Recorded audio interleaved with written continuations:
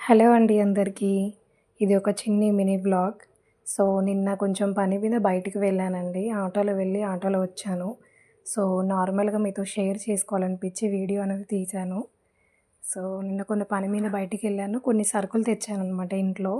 So, ఆటోలో అనేది వెళ్ళాను. సో, చాలా మంచిగా అనిపించింది. ఎప్పుడూ జాబ్ చేస్తూ క్యాబ్‌లో వెళ్ళి క్యాబ్‌లో వస్తూ ఉంటాం కదా!